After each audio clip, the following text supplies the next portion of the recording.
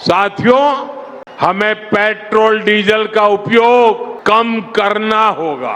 जिन लोगों के पास electric vehicle है वो भी कोशिश करें कि इलेक्ट्रिक व्हीकल का ज्यादा से ज्यादा उपयोग करें।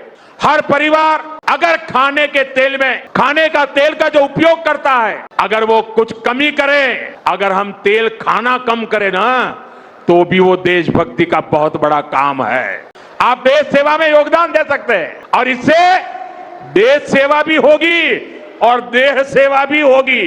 इन देश हित में हमको ये तय करना पड़ेगा कि साल भर तक घर में कोई भी फंक्शन हो, कोई भी कार्यक्रम हो, हम सोने के गहने नहीं खरीदेंगे, सोना नहीं खरीदेंगे।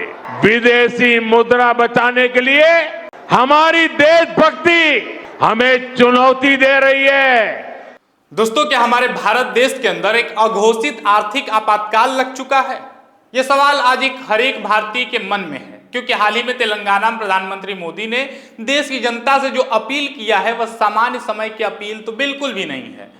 प्रधानमंत्री ने सीधे तौर पर देशवासियों से कुछ बड़े त्याग की मांग की है। उन्होंने स्वदेशी अपनाने, अगले 1 साल तक सोना न खरीदने, विदेशी यात्राओं से बचने और विदेशी उपकरणों का त्याग करने की बात कही है।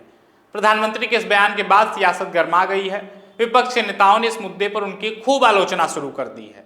नेता प्रतिपक्ष राहुल गांधी ने यहां तक कह दिया कि अब इस देश को चलाना इस कॉम्प्रोमाइज्ड पीएम के बस की बात नहीं है। लेकिन यदि हम इन राजनीतिक बयानबाजियों से ऊपर उठकर तथ्यों पर गौर करें तो क्या वास्तविकता में देश के अंदर आर्थिक आपातकाल जैसी स्थिति बन रही है? आंकड़े तो कुछ ऐसा इशारा कर रहे हैं। मिडिल ईस्ट में युद्ध प्रारंभ होने से पहले हमारे देश की विदेशी मुद्रा भंडार 728.5 बिलियन डॉलर था, लेकिन युद्ध शुरू होने के महज 2 से 3 महीने के भीतर ही स्थिति इतनी गंभीर हो गई कि आरबीआई को रुपया गिरने से बचाने के लिए बाजार में 37.8 बिलियन डॉलर बेचने पड़े। आरबीआई की वीकली रिपोर्ट के अनुसार 27 फरवरी 2026 को जो विदेशी मुद्रा भंडार 728.5 बिलियन डॉलर था, वो मई 2026 की रिपोर्ट आने तक गिरकर 690.6 बिलियन डॉलर पर आ गया। यानी महज 2 से 3 महीने के भीतर रुपए को सहारा देने के लिए भारत को अपने खजाने से करीब 3.5 लाख करोड़ रुपए बाजार में झोंकने पड़े। सिर्फ मई के पहले हफ्ते में ही देश के खजाने में 74,000 करोड़ रुपए की कमी आई है। यकीन मानिए, यदि आरबीआई ने 38 बिलियन डॉलर मार्केट में नहीं बेचे होते तो आज डॉलर की कीमत 100 रुपए के पार जा चुकी होती, जिससे देश में महंगाई का जबरदस्त विस्फोट होता।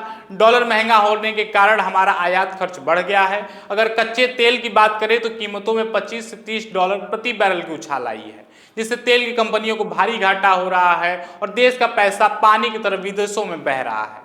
यदि कच्चे तेल के दामों में जल्द गिरावट नहीं आई तो भारत पर एक बड़ा आर्थिक संकट दस्तक दे सकता है और अब तेल कंपनियों के लिए भी सर्वाइव कर पाना मुश्किल हो रहा है। प्रधानमंत्री मोदी की तेलंगाना वाली अपील इसी संकट से निपटने की प्री प्लानिंग है। वे चाहते हैं कि हम विदेशी चीजें न खरीदें, सोना न खरीदें और पेट्रोल डीजल बचाएं, ताकि भारत को विदेश से कम सामान आयात करना पड़े और हमारा कीमती डॉलर देश के बाहर न जाए।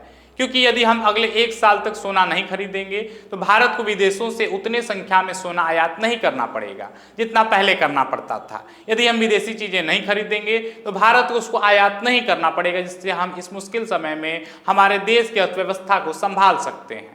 यह समय राजनीतिक रस्साकसी का नहीं बल्कि देश की अर्थव्यवस्था को बचाने में सहयोग करने का है। अब इस पूरी स्थिति पर आपके क्या विचार हैं? आपको भी लगता है कि हमें प्रधानमंत्री के इस अपील का पालन करना चाहिए कि नहीं? हमें कमेंट करके जरूर बताएं।